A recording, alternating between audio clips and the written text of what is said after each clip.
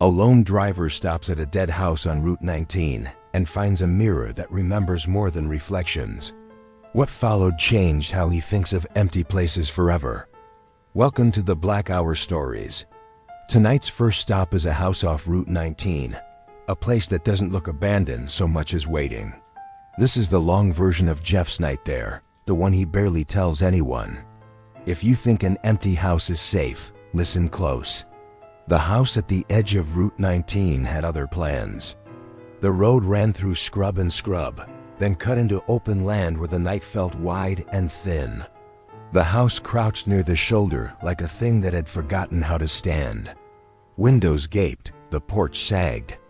Even the moonlight seemed to hesitate before it touched the roof. When Jeff's truck hissed and quit, the heat in the cab went soft and gone, like someone had blown out a candle. He climbed down and the gravel under his boots sounded hollow. Air hit him cold, the kind of cold that carries a wetness, the smell of iron and river mud. The house sat only a few yards away, the peeling paint hanging long paper curls. A steady, slow thud came from somewhere inside. It did not match the distance. It came from everywhere the same time. On the porch, the boards dipped under his weight like the house knew him. The screen door swung open without a scrape. The interior smelled like damp cloth and old skin. Light from the truck pooled in the hallway, but did not reach far. In the dark, the thud kept time. He moved through the hall where a long mirror leaned against the wall. The glass was cloudy with age, but not cracked. When he looked, the pane held a smear of someone else's breath. There was no reflection of the hall behind him. Instead, the mirror showed the back of a tall shape standing in the narrow kitchen doorway, clothes hanging in wet, ragged folds. The thing in the glass did not move like a person. It moved like water pushed along a slope. Jeff felt the air thicken behind him, like someone leaned close with a hand on the small of his back. He told himself it was his mind, that the night and the heat and the truck had made him twitchy. He told himself this until the house made a sound that was not a thud, but the soft drag of fabric on wood. The hair on his arms tightened like bristles. He stepped forward and the mirror changed. The tall shape was closer now. When it turned, the glass went dark as if ink had spilled across it. For an instant, the shape's face was visible, long, wet, as if it had been submerged and then lifted. The mouth was slack and wrong, as if whatever lived there never learned to close its lips. That face held for a breath, and then the pane cleared to show only his own face white, small, too bright in the dim. He tried to leave. The hall stretched, the exit sinking farther away. Each footstep answered him with two small echoes, like someone walked just beside him on the warped floor. His hands found the banister cold and slick, though there had been no rain. He ran for the porch and the door slammed shut in front of him with no wind to push it. Outside, the air felt warm and useless. He fumbled keys with hands that would not stop shaking. When he looked back, the door was closed and the curtains hung flat and still, though not one window was unbroken. He drove off with the engine coughing once, like a throat clearing. He told himself it had been the truck, the dark, the long stretch of road. Weeks passed. The memory simmered, an animal under the skin. Curiosity prodded him one night to drive back and see if he had made the whole thing up. The place where the house had been held only a low ring in the dirt, the ground sunken as if something had been pulled away. In the weeds lay the mirror, face up. When he picked it up, the glass was cool. The pane showed a smear like a hand dragged down when the light hit it. He wiped at it with his sleeve and saw the smear move, just a hair, as if whatever had left it was still sliding. The smear pooled at the bottom into a thin line, darker than the rest of the glass, like a shadow that had not finished sliding away. That night, the thing started appearing in dreams. It stood at the foot of his bed and listened. Its head tilted in a way that was not quite right. It did not speak. It pressed something into his hand that was cold and wet, like river mud packed into a small dead palm. He woke with the smell of wet dirt in his mouth. The mirror moved sometimes. He found it in places he had not left it, leaning against the truck bed, tucked behind a fence board, once propped on his living room table to face the wall. Each time, the smear had shifted a hair farther down the glass. Each time, the house at Route 19 crept closer in his mind, a place that had not been abandoned so much as patient. On a spring morning, he went to sell the truck and the mirror slipped off the tailgate and shattered on the lot. The police said someone must have hit a pothole. The shards lay bright and dangerous. In the center was a fragment that held, not his face, but the long wet mouth looking out like a promise. He wrapped it in paper and carried it to the river. He could not throw it in. The hands that reached into the water felt like someone else's hands doing the reaching. He left the glass on the bank and walked until the cold of the water washed back the memory. Sometimes on nights with no clouds, Jeff still drives that road. He keeps the radio low. He watches the shoulder for a house that looks too patient. He tells himself he will not stop. But every so often he sees the pale smear of a mirror in the weeds and his foot eases off the gas. The road goes quiet in front of him, as if listening.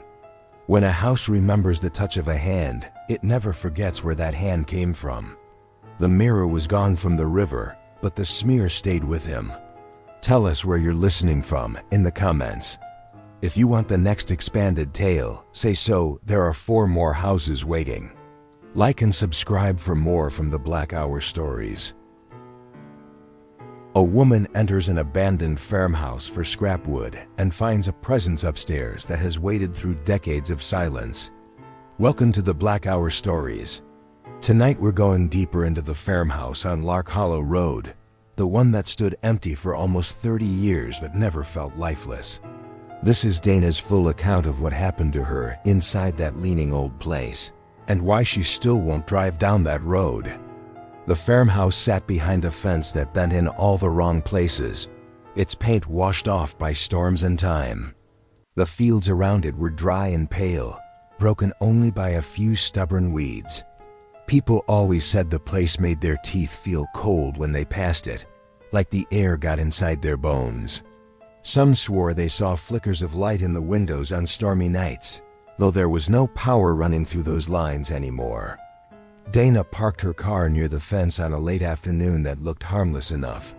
A soft sun pressed down from behind a thin layer of clouds. She needed old boards for an art project and knew abandoned houses often held good weathered wood. She climbed the fence, landing on brittle grass that snapped under her shoes. When she reached the porch, she noticed the planks didn't feel still. They swelled a tiny bit under her weight, as if breathing in and out. Inside, the air smelled like dust that had aged too long, sweet, sharp, and bitter all at once. Sunlight came through the broken windows in pale, slanted strips. The living room wallpaper curled downward like peeling bark. A faint clicking echoed from the far corner. It had a strange rhythm, not rushed, not random, almost like a slow tongue tapping the roof of a mouth. She froze, listening. The click came again, softer this time. She told herself it had to be a trapped animal. Nothing else made sense. But the air shifted colder as she moved, and the dust floating in the beams of light didn't swirl, it drifted. All of it pulled toward the staircase in thin, ghostly strands, like the house was drawing breath upward. Her heart kicked a little as she followed the dust. She didn't want to go upstairs, but her legs carried her anyway. The stairs gave a soft groan under each step. Halfway up, she felt a warm exhale against her ear. Not a breeze. Not a trick of temperature. A breath. She reached the landing, and the smell hit her apples. Sweet at first, then sour, then rotten enough to sting her nose. The smell poured from a room with the door slightly open. She nudged it wider. Every wall inside was covered with scratches. Hundreds of them, some marks only skimmed the surface. Others had ripped deep into the plaster, exposing wooden ribs beneath. The scratches formed no pattern she could read, yet they seemed to tilt toward her, almost leaning in the low light. She rubbed one with her fingertip. The groove was fresh. The edges were soft, like something had clawed it minutes ago. Then the house exhaled. A long, warm sigh rolled across her back. The temperature in the room rose enough to bead sweat at her hairline. She turned. Something stood just inside the doorway. It wasn't shaped like a person, not fully. It stretched taller than it should, with a thin outline that trembled, not from fear but effort, like it struggled to hold its form. Its eyes were deep and sunken, the color of fruit left too long in the heat. Wet, dark, sinking inward. The clicking sound returned, this time from the thing's throat. Slow, intentional. Dana stumbled back. The shape leaned forward as though listening for her footsteps. The floor dipped near its feet, boards stretching like soft skin. She ran down the stairs, gripping the rail so tightly splinters bit into her palm. The house seemed to inhale behind her, the air dragging at her back. She didn't look until she reached the porch. When she finally turned, the upstairs curtains moved in a slow sway, even though the glass in those windows had been nailed shut decades ago. She jumped the fence and ran to her car. Her hands shook so hard she dropped her keys twice. When the engine finally caught, she drove until the farmhouse vanished from view. A month later, long after she tried to shove the memory away, the farmhouse burned in the middle of a quiet night. No lightning, no squatters, nothing left but blackened beams. Fire crews found claw marks in the ashes, carved deep into the remains of the upstairs room, the same size and shape as the fresh marks she had touched. Some houses don't wait for storms to come alive. They only wait for someone to listen. The farmhouse is gone, but the marks didn't burn away. Tell us where you're listening from in the comments. And stay close for the next story. Like and subscribe for more from the Black Hour Stories. A man inherits a fading house on Milton Street and discovers an attic full of shifting photographs, each one tied to a presence that never learned how to leave. Welcome to the Black Hour Stories. Tonight we're climbing up into the blue house on Milton Street, the one folks whispered about for years. They said humming drifted out of its attic long after the last owner died. This is the long version of what happened to Bill when he tried to make the place his own. The blue house sat crooked on its lot, the siding washed to a gray tint like something pulled from the bottom of a lake. Kids avoided the sidewalk in front of it after dark. They said a soft humming floated down from the attic windows, a broken tune that shifted whenever anyone tried to listen close. Grown-ups laughed it off, but none of them lingered on that block after 10 p.m. When Bill inherited the place, he figured the rumors were just leftover superstition. His uncle had died with no close family, and the house fell to him. He planned to clean it, fix it, and sell it. On his first night inside, the air felt colder than the outside wind. Not the kind of cold you get from bad insulation. This one carried a smell wet hair, old soap, and the faint bite of metal.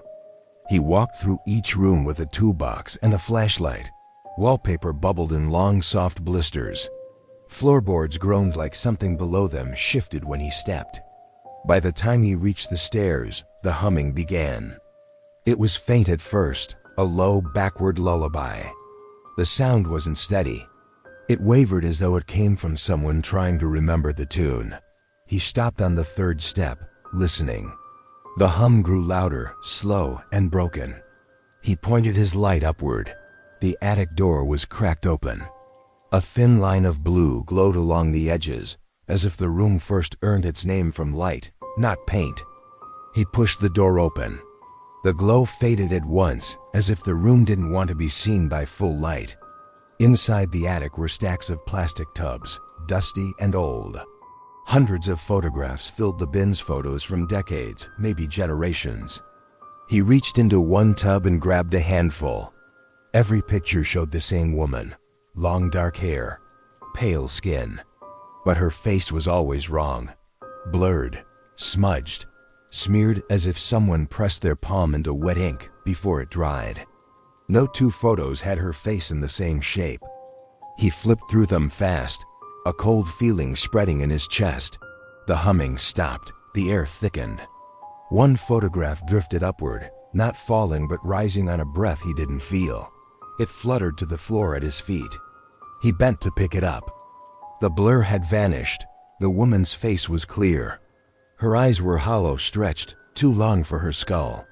Her mouth hung open like a dark wound. And behind her, reflected in a window, stood a shape with the same long mouth, only wider, as though it stretched toward him. Hot breath slid across the side of his neck. A whisper followed one word spoken in a voice that had no throat.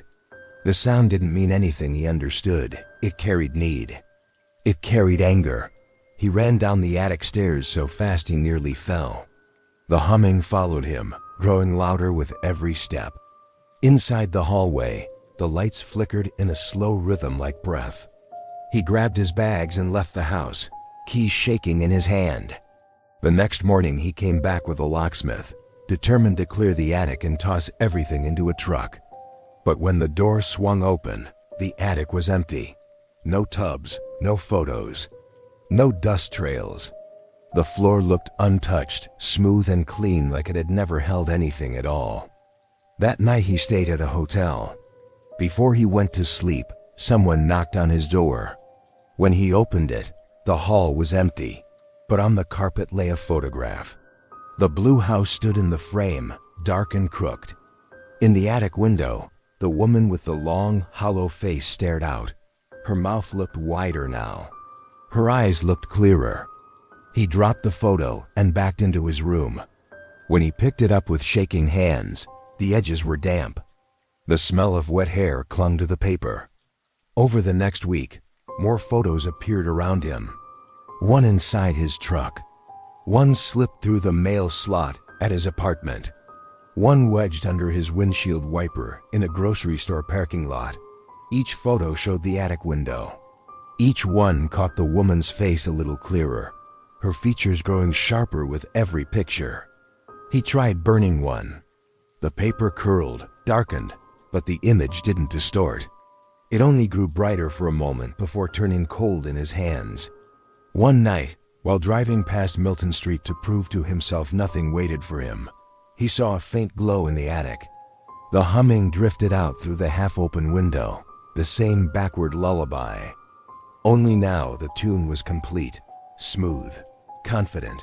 Something moved behind the glass, not the shape of a woman. Something taller. Something that leaned forward with a mouth stretching wider than the frame allowed. He drove away, but the humming stayed in his head long after the house vanished behind him. It followed him home, drifting through the halls of his apartment late at night. On bad nights, the humming came from inside his closet, soft and patient, like something relearning how to breathe. Some faces try hard to stay forgotten. Others work twice as hard to be seen again. The blue house is boarded up now, but the humming hasn't stopped. If you're ready for the next expanded story, let me know. And before you go, tell us where you're listening from in the comments. Like and subscribe for more from the Black Hour Stories. A couple exploring an abandoned homestead finds a presence made of ash and vibration, something that learned how to shape itself from burned remains. Welcome to the Black Hour Stories. Tonight we return to the Barnett Place, the leaning house at the end of a gravel drive where the furnace once burned itself dead. This is the full account of what Travis and Megan saw inside, and why the ground beneath that place never settled right again. The Barnett house slouched at the end of a long weed-choked drive. The gravel path was cracked by roots that pushed upward like knuckles from under the earth. Locals swore that if you stood by the fence after sunset, you could feel a low hum in your chest, like something alive buried deep under the ground. Travis and Megan were out hiking that afternoon, walking a route that cut near the old homestead. The air was warm, the sun flicking through thinning trees, and both of them felt bold enough to wander a bit. When they saw the house, it tilted in such a strange way it looked like it was trying to hear them coming. Megan didn't like it. She said the place felt wrong before they even stepped onto the main path. The air smelled like burnt dust and cold metal. But Travis, always curious, wanted a closer look. He said they'd peek through a window and leave. They never got the chance to stick to that plan. The front door was cracked open, not by force, not by rot. It hung just enough to invite. When they crossed the threshold, A steady vibration crawled through the soles of their boots. The whole house hummed not loud, but steady enough to buzz under their skin. The smell inside was thicker, like the remains of a furnace that had died struggling. Ash coated the floors, a soft gray film that puffed around their steps. Every movement left long trails behind them, as though the house wanted proof of where they stood. The walls bowed inward, and the ceiling dipped with a tired curve. In the kitchen, the hum changed into a pulse, slow, heavy, like a heartbeat buried in the wood. The cracked old fridge sat crooked. Its door eased open with a soft creak all on its own. A dull knocking came from deep inside the dark interior, steady as knuckles rapping on a coffin wall. Megan grabbed Travis's arm. He tried to step back, but the air in the room felt thick, almost solid, as if it wanted them to stay in place. The vibration grew stronger, rising up through their legs and pushing into their ribs. The hallway lights flickered. There was no power. The bulbs glowed a sick, dull orange, like something old was trying to remember how electricity worked. Megan felt the pulse inside her chest shift until it matched the rhythm shaking the house. They turned toward the exit, but the doorway was no longer empty. A tall figure stood there, tall enough that its head brushed the frame. It wasn't solid. It wasn't smoke. It was ash, packed tight in a shape that kept shifting like a sand pile trying to stand up. Pieces of it flaked as it breathed, drifting down in soft gray clouds. The figure leaned forward as if lifted by the vibration itself. The pulse surged, the walls shivered. The ash floor rippled like a thin carpet stirred by wind. The figure reached out. Its arm stretched longer than an arm should, bending in odd angles, as if the ash inside hadn't decided on bone yet. Travis pulled Megan toward a side door. The ash figure jerked in their direction, pieces of it falling and reforming, like it wasn't chasing them but learning how to move. They hit the side door shoulder first, sending a spray of ash into the warm daylight. The hum roared behind them, rising high and frantic. They didn't look back until they reached the tree line. The doorway they had come through was empty again. The figure was gone, but the ash floor inside kept shifting, as though stirred by footsteps that didn't belong to either of them. Megan grabbed Travis's sleeve. The ash they had kicked loose was drifting across the porch in a slow slide, piling into shapes that looked like footprints, longer, deeper, and spaced too evenly to be human. The prints led inside. They ran all the way back to the trail. A week later, without wind or storm or quake, the Barnett house collapsed, not outward like a building giving up. It sank inward, folding into itself, as if something beneath it pulled the structure down. People who lived nearby said the ground pulsed for hours afterward. The soil rose and dipped, slow and rhythmic, like something massive underneath had finally finished breathing. Some ruins don't crumble because they're empty. They crumble because something inside them is trying to stand. The Barnett place may be gone, but the pulse beneath it never stopped. Tell us where you're listening from in the comments. And if you're ready for the last expanded tale, let me know then. Like and subscribe for more from the Black Hour stories. A man searching for his missing dog enters a rotting house deep in Pine Hollow, finding a presence that hums from beneath the floor. Welcome to the Black Hour stories. Tonight we're heading into the last abandoned home, the one buried so deep in Pine Hollow that even hunters tried to steer clear. Folks called it the Hollow House, but no one ever agreed on what lived inside. This is Richard's full account, the one he still won't talk about except in short, shaky sentences. The Hollow House sat so far into the woods that daylight faded before you reached it. The forest around it grew tight and narrow, as if the trees bent in on the structure. Its siding had peeled away in long strips, leaving bare wooden ribs exposed. The windows were dark sockets with no glass left, almost like open mouths. Richard pushed through the brush calling for his dog, Ranger. The animal had taken off after a deer earlier that afternoon and hadn't returned. The forest was damp, the air thick with the smell of cedar and old rain. The sun was sinking behind the pines, dropping the temperature fast. He heard a sound ahead, a bark, but stretched, warped by distance. Ranger's voice, but wrong somehow, like it was coming through a long hollow pipe. He followed the sound until the trees opened into a small clearing. The hollow house crouched in the center. The dog's bark came again, echoing from inside. Richard called out, but the house swallowed his voice. The front door hung crooked. A thin line of warm air drifted out, carrying the smell of rot and something sour, sharp enough to sting his nose. He stepped inside. The floor felt soft under his boots, not like rotten wood, but like wet moss. The air had a weight to it, a thickness that pressed against his skin. Strange markings covered the wall's long curves and bends that made no sense, like ribs carved by someone who never saw a rib before. Ranger barked again, weaker this time, coming from somewhere below. A trapdoor sat in the center of the main room. The wood pulsed faintly, rising and falling as if breathing. Dust shivered across the surface in tiny waves. Richard crouched and pressed his hand against it. The wood felt warm. He pulled the trapdoor open. A rush of hot, stale air hit his face. It carried a smell like damp cloth trapped in a cellar for too many years. A narrow staircase led down into darkness.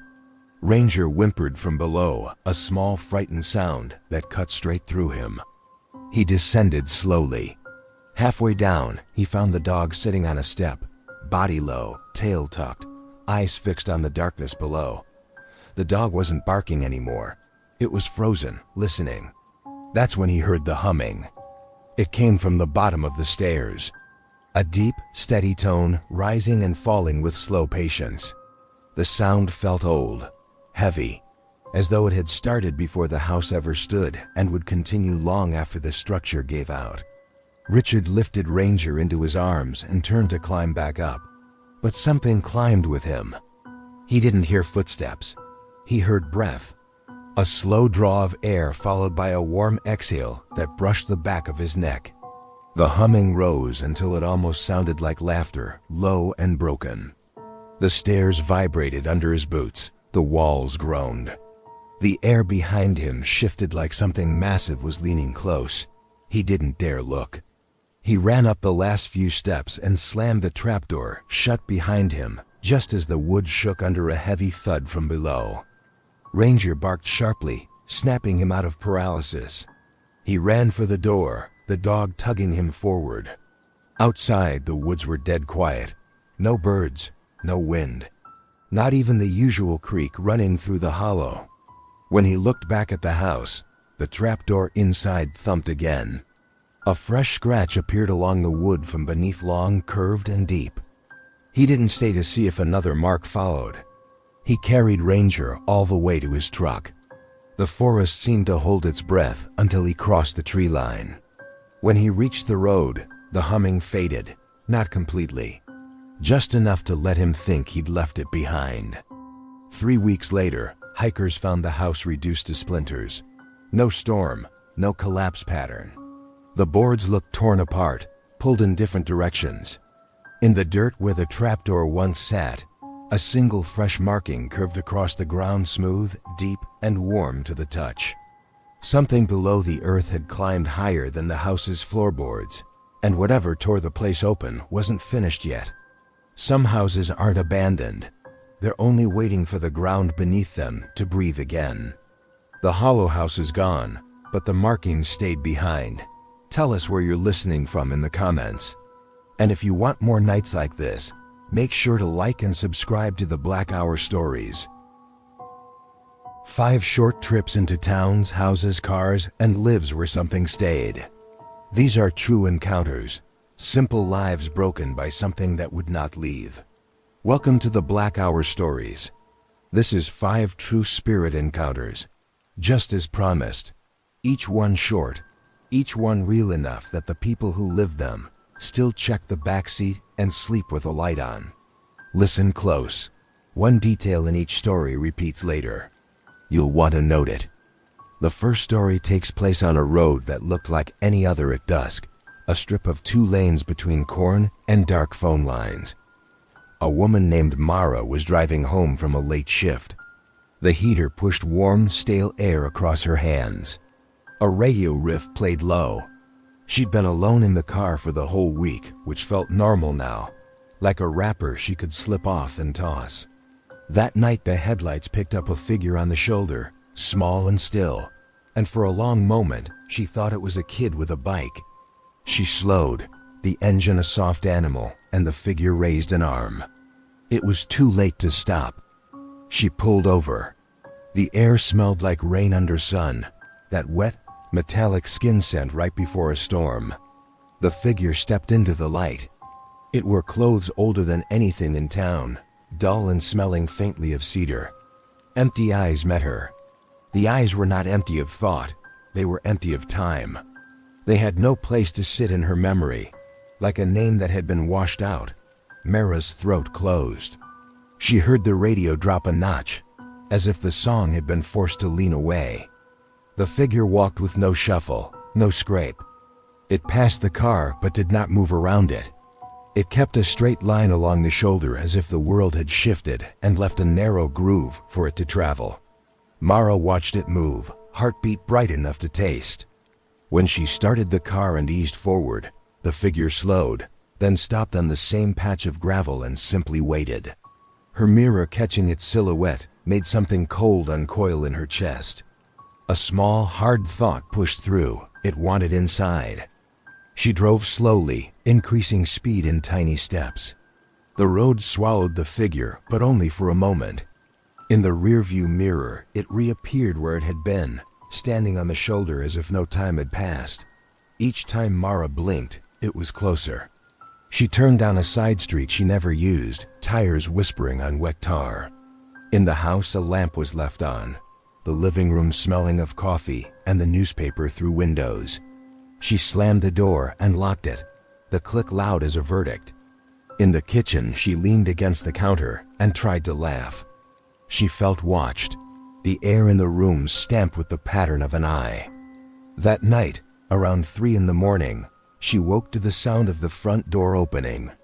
The lamp she had left on was still on, but the light seemed thinner, like someone had taken a sheet and draped it over the bulb. She did not call out. She moved without thinking, a muscle memory for disaster. In the hallway, the shape stood so still her own breath sounded loud. The figure's face was closer than it could have been in the street. There was a smear of something dark on its sleeve, like soot. Mara found that she could not hold on to names of her childhood town, names of the park bench where she'd first kissed a boy. The figure tilted its head, as if listening to something only it could hear. The rule the figure obeyed, and the rule is the thing that mattered later for everyone else who would meet it, was this: it could not cross a threshold without an invitation in a small way. Mara did not notice she had left a window unlatched in the kitchen. The figure paused at the sill but did not stop. When it moved through, she felt a chill that was not air but intention.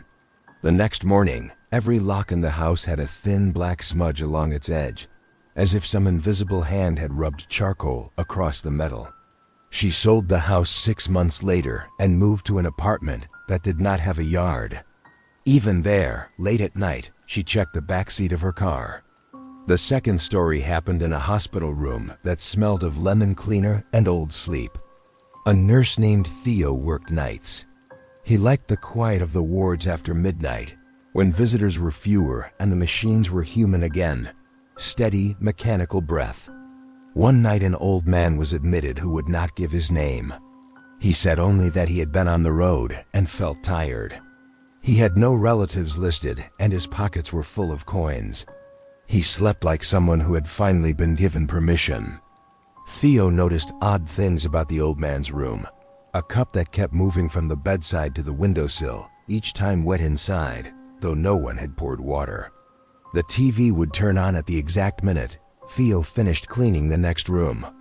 At 2 a.m, the old man would wake and sit at the edge of the bed and stare at the window as if listening. Theo started leaving the small lamp on because the darkness made the shape in the corner more solid. The shape was never fully visible. It was like the memory of a chair just vacated.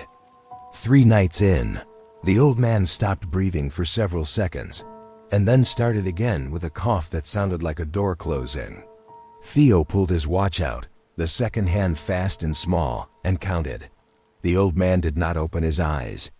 When they called the doctor, the old man had a thin, neat bruise along his collarbone, a mark as if someone had gripped for balance. Later that night, when Theo stepped back into the hall, the smell of lemon cleaner had changed. It had an undernote of winter cellar and rot. A clipboard had been moved from the nurse's station to the shelf beneath a radiator, as if someone had set it down and then forgotten. The repeating detail is the same pattern as the first story, places that are passed by and then reappear, like mirrors that retain an impression.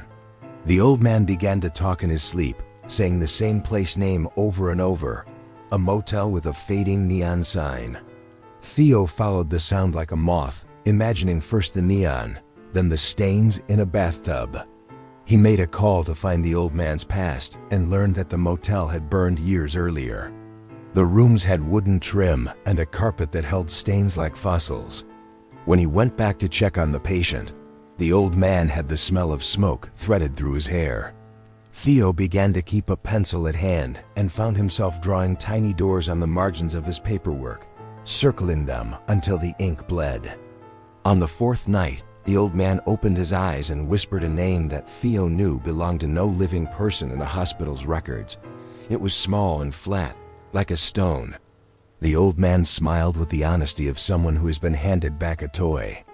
After that, he slipped away in the morning without waking. On Theo's clipboard that day, a small wet coin lay atop the charts. It was unmarked cool and had a smell like cedar and rain. Theo found he could not throw it away. The 3rd story happened to a couple who bought a house cheap at the end of a cul-de-sac because the backyard met a stand of birch trees and the price was irresistible. They were new to town, the kind of people who thought they could fix a house with paint in a weekend. The house had a cellar with a stone floor and a low ceiling. The first night they were in, the dog refused to go down the steps. It would stand at the top, tail low, ears flat, watching, and then turn away to nap instead of investigating. The couple laughed at the nervous animal, but they felt the same pinch, a tightness across the back of the neck that did not match fear exactly, more like a memory of being watched. They found a sealed bedroom in the back of the cellar with a door nailed shut from the inside, paned glass clouded with old lime. The nails had been fresh at some point. New screws had been forced over top of them like a second thought. When they pried the door open, the air that fled was cold and smelled of iron and clean cloth. Inside were a child's toys, folded in place, a small wooden train with faded paint, a doll whose dress had been folded in a way that suggested neat hands. The toys were layered with dust but lay as if someone had just walked away. They left the toys. At night, scratches appeared along the ceiling beams above the bed upstairs, shallow arcs where fingernails had dragged in a pattern. The couple would wake with the sense that someone had been sitting on the footboard, legs crossed, watching.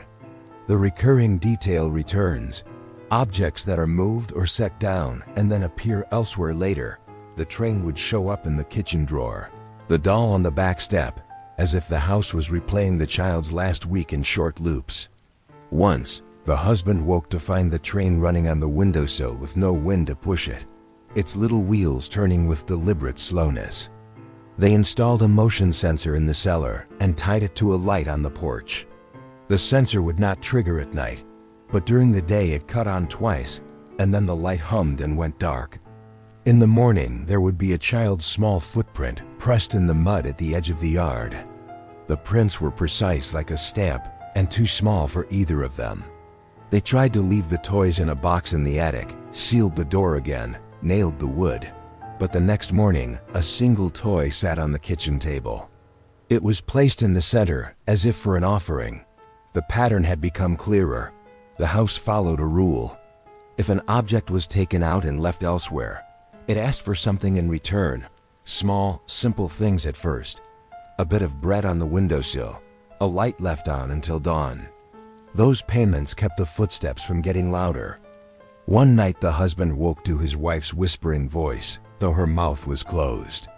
He went to the cellar to find her sitting at the foot of the sealed room, hands out as if balancing something fragile. The doll had opened its eyes. Not eyes that blinked, but a small dark hollow, as if someone had gone too deep when carving. The couple moved out that week. They left every light on. The fourth story took place in a library that smelled like glue and old paper and a little lemon.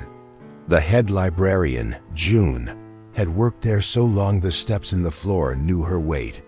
One winter the town acquired a donation, a heavy leather-bound ledger stitched with twine and tucked inside thick tissue. It was a book of names and addresses from a century ago, and June set it on a high shelf that made people crane. That night, while she was locking up, June heard the ledger fall into the return slot, though the book had been placed higher than the slot's reach. It landed with a thud that made the lamp tremble. She took the ledger to her desk. The handwriting inside was old school, the loops large and confident, and every name had a small tally next to it. June's thumb ran over the paper and came away smelling faintly of smoke. When she set the ledger back on the shelf, a folded scrap of paper slid out and fluttered to the floor. It read, in a child's careful hand, "Leave a light." The phrase stuck to June like lint. She started leaving the reading room light on when she locked up. The ledgers thudded on the floor again, always after she'd left for the night. People began to tell her small things. A shift in the stack where a book had been. A bookmark appearing in a book that had nothing to do with the reader who found it. A regular complained that every time she picked up a certain biography, she smelled spice and anise, a smell she connected to the house she grew up in. June found herself checking behind shelves, peering into reading nooks as if a small child might be there with a torch. She found where the ledger's loops matched other marks around town. A shopkeeper with a faded scar over his brow, an alley with 3 stones that did not belong. Then someone left a note taped to the library door in the morning. "Do not close the curtains." It was not in anyone's handwriting. That night the sky was clear, but the curtains remained open because June had read the note and felt that small rule click into place. When dawn came, the curtains were closed from the outside. The library smelled like rain, and the ledger was open on the front desk at a page filled with names she did not recognize. The pattern had shifted. The thing in the ledger was leaving marks that reached beyond the building, names placed into the world. June started to write in the margin of that ledger with a pencil. She wrote a short line, "Leave the light on." On the next night, she found that beside her pencil lay a small coin the same shape as the hospital coin, cool and smelling of cedar. She kept it in her pocket. The coin would come to be the common thing linking all 5 encounters. Cool to the touch, the smell of cedar and rain, and an odd resistance to being thrown away. The 5th story happened to a man named Carlos who owned a diner where the coffee tasted like burned sugar and the booths had the smooth shine of 100 elbows. He worked the late shift alone because he liked the way the fluorescent lights turned the coffee into something honest and cheap. One winter a woman came in at 3 in the morning and sat in the corner, wrapped in a shawl that smelled faintly of cedar. Her cup steamed though she had not sipped it. She asked for nothing, just sat, watching the sugar spill like a small tide when he swept the floor. Carlos felt a tug at the edges of thought, as if someone had reached inside a drawer in his head and shuffled his memories. After she left, customers who had been regulars for years started to tell him the same small thing, that they had seen a woman in the booth earlier in the week and that the woman had asked them for directions to a place that did not exist anymore. A pool hall with a blocked doorway, a bridge that had been torn down. They all described the same purse she had carried, threadbare and smelling of cedar. Carlos started keeping a ledger of his own to write down the time she appeared. He noticed that each time she was in the diner, the coffee pot would stop mid-brew, the steam frozen like a curtain. He chalked it up to a cold. One night he found himself cleaning plates after closing and heard the bell above the door. The woman stood there and then stepped inside, but as she crossed the threshold, The bell's ring was a low, hollow sound like someone reading from a book the wrong way around. She walked to the counter and left, in the space where change was exchanged, a small coin. When Carlos picked it up, it was the same shape as the other coins. The metal was cool and had that cedar and rain smell. He kept the coin in a drawer beneath the register. As the weeks passed, the woman started to appear more often. People who had been long gone came back and sat in the booths. A man who had not paid his tab in months left the bill and no explanation. A young couple who had split up years before sat in a corner and did not speak, only stared toward the door. The woman never spoke to anyone. Once someone tried to hand her a napkin, and she accepted it with hands that were too thin, leaving a line of print on the paper like someone had pressed a coin into wet clay. Carlos found that the diner had its own rule. Things left on the counter stayed longer than they should. A plate a customer had forgotten would be gone the next morning, though the owner swore she had taken it. When he checked the drawer beneath the register, every coin had a tiny notch worn in its edge, like a thumbprint in metal. The pattern was everywhere now: coins, ancient books, ledgers, toys. Each time something was left, something returned. The returns asked for small things in trade. A light kept on, a chair left empty, a song left playing until the record's needle found the end. On a cold night, Carlos finally confronted the woman as she sat in the booth. He set his palms on the table and asked a question he had not believed would help. "Why are you here?" The woman did not look at him for a long time. When she did, her eyes were empty but carrying a depth like an old well. She lifted a finger and tapped the rim of the coffee cup, leaving a faint print that smudged like pencil soot. The coin on the table beside his hand warmed for a second, and then returned to cold. He understood then the rule in its whole cruel geometry. These things were not asking to be kept. They were asking to be remembered in a certain way. They wanted to be acknowledged, not fixed with a shovel or ignored. The last paragraphs, not the threads. All 5 encounters shared small fingerprints. A coin, the smell of cedar and rain, things left that came back, and a rule that ran like a seam: small returns for small offerings. People who met these spirits found that a way to calm them was not to fight, but to obey the small, strange economy. Leave the light on. Leave a piece of bread on the windowsill. Put a coin in the margin of a ledger. It is not a bargain in the way humans make bargains. It is a pattern, a set of gestures carved into places by something older than memory. Those gestures ease the presence, make it fold into a corner where it will not reach as far. They do not erase the fact that something has touched the life. They only make the touch less hungry. Every person who encountered the spirits collected a coin and kept it in a drawer. They kept it for no sensible reason, the way people keep the last receipt from a trip they cannot explain.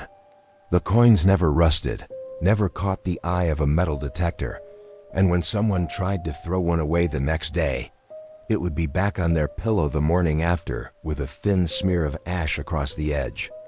There is one last thing to say. Each of these spirits had one rule they could not break. They could not cross an entry willingly without a small opening left by a living person. They followed where people had left a door ajar, a window unlatched, a lamp glowing.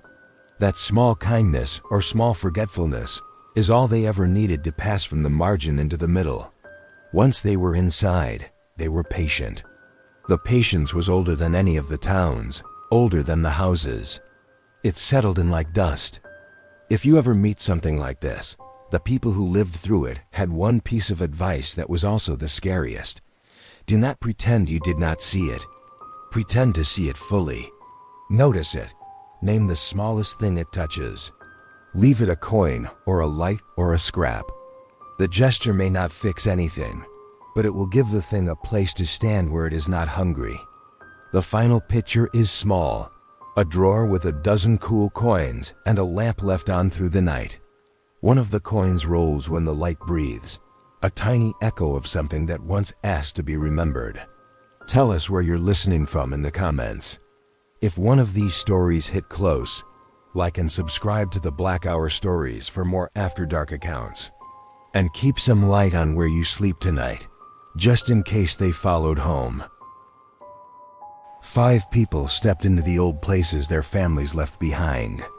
What they found inside was still waiting for new blood. Welcome to the Black Hour Stories. Tonight goes deep into the shadows of inheritance houses, cabins, and quiet pieces of land passed down through family lines. But these 5 places carried more than old memories.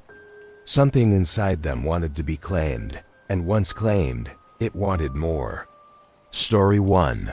The House with the Breathing Walls. He inherited an old brick house in Maryland from a great uncle he barely knew. The place sat on a dead-end road near a river, quiet and sunken into the soil like it had been waiting a long time. The air inside smelled of iron and mildew, and the wallpaper curled like dried skin. He planned to stay just one weekend, clean what he could, and call a realtor. But the house felt wrong on that first night. Every corner held a faint hum, a low vibration like far-off machinery. When he pressed his hand against the walls, the plaster gave slightly under his touch, warm and soft like flesh. He blamed old insulation and old wiring, but he didn't sleep well. Around 3 a.m., he woke to a steady thumping under the floor. Not pipes, not animals. Slow, heavy, rhythmic. When the sun rose, the hum stopped. The walls cooled. But when he stepped outside, he noticed something new. The dirt around the house looked freshly tilled, like something had pushed up from underground. Inside, he found family photos stacked in a box in the kitchen. Most were normal until he reached the bottom. Those last photos were wrong. They showed family members standing inside the same house, but the walls behind them rippled, like something large moved under the wallpaper. One photo showed the great-uncle's wife, smiling stiffly while a dark bulge rose behind her shoulder. He tried calling his mother to ask about the house, but the line died as soon as he said its address. The phone stayed cold in his hand even after he hung up. That evening, the hum returned. Louder, faster. He felt it in his teeth. He touched the wall again, and this time it pulsed one slow beat, like the house had a heart. Then another. He backed up toward the stairs, but the steps groaned under a new weight, as if something climbed up from below. He heard nails dragging under the floorboards. Then a long exhale came from the living room wall, warm and moist, pushing air across his face. He fled upstairs and locked himself in the master bedroom. All night, the walls swelled inward and out, like lungs. Soft knocks came from inside them, gentle at first, then frantic. At dawn, the house fell quiet. He ran out, carrying nothing. When he reached the end of the road, he looked back. The wallpaper inside the house pressed against the windows, bulging outward, as if something inside leaned close to watch him go. He handed the deed back to the lawyer and never returned. But neighbors say the house still hums at night, and sometimes the bulges in the wallpaper move like they're feeling for a way out. Story 2. The Orchard That Grows Faces. She inherited 5 acres of land in rural Washington, mostly forest, 1 cabin, and an old orchard tucked behind a hill. The trees leaned in odd directions, like they were listening. Their bark felt warm, and their branches twisted like arms reaching toward the cabin. Her uncle had lived there alone for 20 years. His will said the land must stay in the family. She thought it was sentimental. But on her first walk through the orchard, she noticed something carved into one of the apple trees. A face. Not a simple carving one with depth, smooth cheeks, raised brows, open lips. A human face shaped with care. Too much care. She reached out and felt heat in the carved cheek. The wood throbbed almost imperceptibly under her hand. That night, she heard whispering outside the cabin, soft, multiple voices overlapping. They came from the orchard. The wind wasn't blowing. The branches weren't moving. But the voices kept calling in hushed, broken tones. In the morning, she found a new carving on a different tree. This one looked terrified, mouth stretched wide, eyes bulging. She stepped back, heart racing. She had been in the cabin all night. She hadn't made that carving. No one had. By the second night, the whispers grew louder. When she peeked through the curtains, she saw the trees leaning closer, their branches angled toward the cabin door like they were waiting for her to open it. She found her uncle's journal that afternoon. The pages were warped with water stains, and most entries were short. But one line repeated over and over. It remembers their faces. Later entries were worse. It needs new ones. When dusk fell, the orchard glowed faintly, as if the trees held light beneath their bark. She stepped onto the porch. The air smelled like sweet rot. The nearest tree's carved face had changed. Its mouth had shifted into a smile. Fresh sap ran from its eyes like tears. Branches rustled without wind. She heard footsteps slow, many of them moving across the leaves. She stepped back inside, slammed the door, and listened as the orchard gathered around the cabin. Wood creaking, branches scraping the siding in slow strokes, like hands feeling for her. At dawn, she drove off without looking back. A month later, hikers reported a new tree near the cabin with a familiar carved face her own, mouth frozen mid-scream. Story 3. The motel where the rooms watch you. He inherited a roadside motel in Nevada after his father passed. The place sat alone between long stretches of desert, forgotten by everyone. The lobby smelled of bleach and dust. The rooms smelled worse, old sweat, old carpets, and something metallic. But it wasn't the smell that bothered him. It was the feeling of being watched. The motel's layout was simple. One row of doors facing the highway, each with a tall mirror inside. His father had always kept them spotless, too spotless. The glass looked deeper than normal, like it held more space than the room behind it. The first night, he walked past room 6 and felt cold air leaking from under the door. When he stepped inside, the lights flickered. His reflection in the mirror didn't flicker with them. It stood steady, watching him. He waved. The reflection didn't. He moved a little closer. The reflection smiled faintly. He backed out and slammed the door. The next morning, he found fresh footprints in the dusty hallway, bare feet, long, narrow, with too many joints. They led from room 6 to the lobby, then stopped right at the front desk where he had slept. He checked the security footage. The camera glitched every night at 2:14 a.m., static filling the screen. When the picture returned, the hallway looked empty. But the mirrors in every room reflected shapes moving behind the glass-thin shadows, sliding along the walls, gathering near the edges of the frame. That night, he slept with the lobby lights on. Around 3 a.m., he heard all the doors click open at once. Every single room. Then the soft ticking sound began, like fingernails tapping glass. Dozens of taps, all in rhythm. He crept to the hallway. The doors stood open, and each mirror held a reflection that didn't match the room in front of it. Some showed empty deserts. Some showed dark hallways. Some showed figures standing too close to the glass, faces blurred and wrong.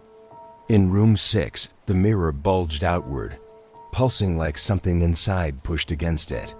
When he whispered a curse under his breath, the reflection whispered it back in the wrong voice. He ran. He didn't lock the doors. He didn't leave a note. He didn't take the deed.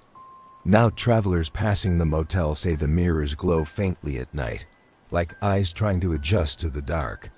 Story 4. The cabin that hated silence. She inherited a hunting cabin in Maine from a grandfather she barely remembered. The drive out there took hours, the road narrowing until only trees lined the sky. The cabin stood deep in the forest, small and quiet, too quiet. Inside, she found dozens of clocks, on shelves, on walls, on the floor. None of them worked. The silence pressed against her eardrums, thick and heavy. When she breathed, it felt like the air swallowed the sound. She spent the first night reading old letters left behind. Most were about hunting, weather, and repairs. But one note stood out: "Don't let it get quiet." She didn't understand until the temperature dropped sharply around midnight. The wood creaked. The silence deepened into something physical, like a weight pressing on her chest. Then she heard a soft scraping from the walls. Long, slow, patient. She turned on the radio she'd brought. The sound filled the room. Thin but comforting, the scraping stopped. In the morning, she walked the perimeter. She found long marks on the cabin's siding, deep grooves, fresh and raw. Something had tried to claw its way in. Or out. That night, the radio died. Every clock she'd touched earlier started ticking at once. Then they all stopped together. The silence that followed was absolute. The scraping started again. Faster. Closer. The windows fogged as if something breathed against them from outside. She held her breath. The silence swallowed it. Then the cabin door bulged inward, like something leaned its whole weight against it. She heard a low moan, deep and angry, vibrating through the wood. She ran out the back and into the trees. The deeper she went, the more she could hear it behind her, silence bending, stretching, chasing her like a living thing. At sunrise, she reached the road. When she looked back, the cabin windows were shattered and the door hung open. A soft scraping echoed from inside, steady and hungry. She never returned. Locals say the cabin sits empty, but no birds or animals go near it. The silence around it feels wrong, like it's listening. Story 5. The row house that added rooms at night. He inherited a narrow row house in New Jersey from an aunt who had lived alone for 30 years. The place looked ordinary from the outside: red brick, small porch, tight windows. But inside, the house felt stretched, as if the hallways were longer than they should be. His first night there, he noticed something strange. When he walked upstairs, he counted 9 steps. When he walked down, there were 10. He tried again. 11, then 8. The stairs changed with each trip. Later, he realized the hallways did too. A door that wasn't there in the morning appeared at night. A closet vanished by sunrise. The house shifted quietly, like it breathed new rooms into existence. He tried mapping the place, drawing a floor plan, but the lines never matched what he found the next day. The air felt heavy in the new rooms. They smelled of wet dirt and old wallpaper. Some had no windows. One had a chair facing a blank wall. Another had a staircase leading nowhere, 7 steps up, then a solid ceiling. He found his aunt's diary in a drawer. Pages were torn. The words grew frantic near the end. "It grows when I sleep. It wants more space. It wants space for someone else." That night, he woke to footsteps pacing the hallway. Slow, dragging steps. The house shifted with each sound, walls stretching, floors lengthening. When he opened his bedroom door, the hallway was twice as long. A dark new door waited at the far end. The footsteps came from behind it. He whispered to himself that it wasn't real, but the doorknob turned. The door creaked open, revealing a room he'd never seen: deep, dark, cold. Something stood inside, its shape tall and thin, its outline bending like it struggled to fit a body it no longer remembered. He backed into his room and slammed the door. The thing moved toward him, slow, steady, each step stretching the hallway closer. The house groaned as walls bent inward, making space for whatever crawled through. At dawn, it stopped. He left immediately. When he reached the street, he looked back and saw a new window on the 2nd floor, one that hadn't been there the day before. Something behind it moved the curtain aside. He looked away and didn't return. These 5 people inherited places they thought were gifts. But some properties don't want owners, they want hosts. And they wait, patient and hungry, for the next name on the will. Tell us where you're listening from in the comments. And don't forget to like and subscribe for more stories from the Black Hour Stories. 5 places where the dead still move long after midnight. 5 warnings from people who learned the hard way that some locations never emptied out. Welcome to the Black Hour Stories. Tonight we explore 5 places scattered across America where the dead seem to walk the same paths they did in life. Some of these locations look harmless in the daylight, but the moment the sun drops, something starts moving. These are the stories told by people who swore they saw the impossible, heard footsteps where no one stood, and felt icy breath on their skin even though they were alone. Let's begin. 1. The crossing at Hawk Road. Hawk Road ran through miles of farmland and woods, a forgotten 2-lane that most people avoided once night fell.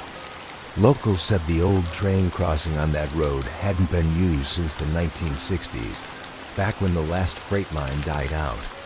The tracks sat rusted and half swallowed by weeds, and the warning signs had turned the color of old bones. Most folks just sped over them without thinking.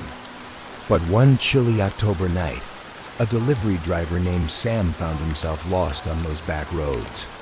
He'd taken a wrong turn while trying to cut time on his route. His GPS spun helplessly, reloading again and again, while his signal bars blinked out one by one. With nothing but dark fields around him, he pulled over near the crossing to get his bearings. The air outside felt still, too still. Even the crickets had gone quiet. Sam stepped out to stretch his legs and maybe catch a better signal. That was when he heard it, an odd metallic click from the direction of the tracks. Not loud, but sharp enough to cut through the silence. The train line was dead, he reminded himself. Maybe it was a loose bolt settling. Maybe an animal brushed against the rail. But then came another sound, slow, dragging steps that scraped along the old steel. A chill prickled his neck. He turned toward the crossing, and a cold smell drifted over the road. It reminded him of wet iron and old mud, like something had just clawed its way out of the ground. The steps grew louder, steady and heavy, as though someone large was walking on the dead metal. Then he saw it. A tall shape stood on the tracks, its body stretched thin in the moonlight. It looked like a person wearing a long coat, but the coat didn't move with the breeze. It hung too still, too heavy. Sam tried to call out, but his voice caught in his throat. The figure didn't turn its head. Instead, it took a step toward him, and the rails trembled, actually trembled under its weight. Sam backed up until he hit his car door. The shape stopped, then raised one long arm and pointed past him. Not at Sam, past him. Sam glanced back at the empty road. Nothing there. When he turned again, the figure was closer than before, only a few feet away, though he never saw it move. Cold air burst across his face like someone had exhaled inches away. His vision blurred around the edges. He dove into his car, slammed the door, and threw it into gear.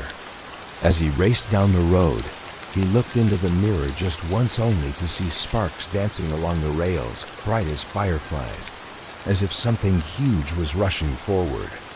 To this day, he won't drive that route, and he swears the crossing isn't abandoned at all. It's just waiting for another engine to arrive, even if the engine is long dead. 2. The gallery that locks itself. On the edge of a small coastal town stood a narrow brick building that used to be a piano shop. When the shop failed, a woman named Marcy bought it to open a tiny art gallery. The price was cheap, so cheap that people warned her it was too good to be true. Locals avoided the place. They said the building kept company at night. When Marcy asked what that meant, nobody would give a clear answer. They just said the old place had never felt empty, not even when it was. One evening, Marcy stayed late to clean up after a small exhibit. The ocean winds whipped outside, rattling the windows. Inside, the air felt strangely cold for a building with heaters running. Every few minutes she heard soft tapping behind her. It sounded like fingertips brushing against the walls, sliding slowly, pausing, then continuing. She assumed it was the pipes or maybe branches scraping the brick. But then the gallery lights flicked in the slow wave first, the bulbs near the front door, then the hallway, then the back room. It looked almost deliberate, like someone was walking through the gallery and touching each switch one at a time. Marcy frowned and walked toward the back to check the breaker. The door to the final room was half open. A faint glow pulsed inside, like light shining through fogged glass. She pushed the door the rest of the way open and froze. Across the room hung a large rectangular mirror she'd gotten from an estate sale. Only now, a man stood inside the reflection, even though the room behind her was empty. He wasn't reflected from her angle. He was behind the mirror, as if the glass opened into another room she couldn't see. He wore an old-fashioned suit, the kind you'd see in black and white photographs. His face was pale and stretched thin, and his eyes didn't blink. Marcy stepped closer, unable to stop herself. The man raised his hand. He pressed his palm to the inside of the mirror. The glass fogged beneath his touch, like breath hitting a window on a cold morning. Marcy stumbled back. All at once, the front doors slammed. The deadbolt clicked on its own. The lights died completely. In the darkness, footsteps filled the gallery multiple sets, moving from every direction. Some were slow and heavy. Others were soft, almost childlike. All of them were headed straight toward her. Marcy scrambled toward the back exit, but it refused to open. Something tugged the handle from the other side, gently at first, then harder. She turned back toward the mirror. It glowed faintly again, but this time, more figures had appeared behind the glass. Their shapes overlapped, crowding behind the thin surface. Their faces were long, gray, and expressionless. Shadows stretched out of the mirror and crawled across the floor. Then silence. The lights snapped on. Every figure vanished. The room felt warm again. Marcy didn't wait to gather anything. She fled through the front door, which had somehow unlocked itself. When she returned the next morning with two friends, they found the mirror cracked from the inside, splintered outward as if something had pressed too hard trying to get through. 3. The lodge at Deepwater Ridge overlooked a lake so dark it swallowed reflections. Locals said the lake never showed the stars because something below the surface blocked the light. One winter weekend, a group of friends rented the small lodge near the ridge.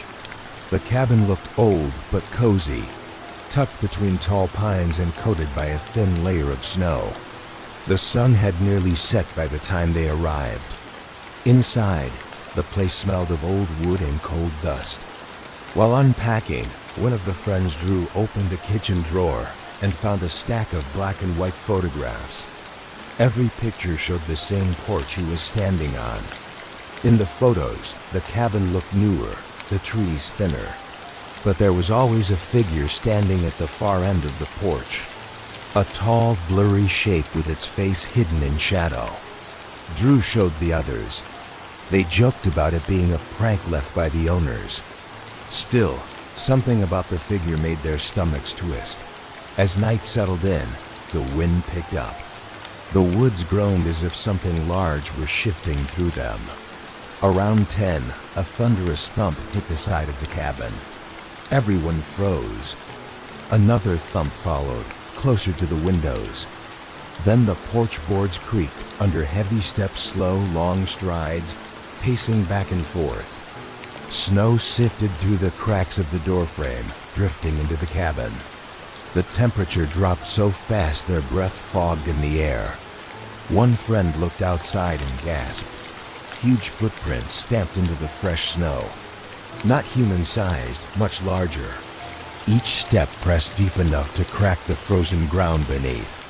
The prints led from the forest to the porch, then stopped, but nothing stood outside, or at least nothing they could see. They locked the doors and pushed furniture against them. Around midnight, the knocking began, not at the door, but along the walls. It moved around the cabin in a slow circle, tapping methodically, as if counting its way from room to room. Near dawn, Drew woke with a jolt. Something heavy lay on his chest. It wasn't a hand, it was a photograph. A new one.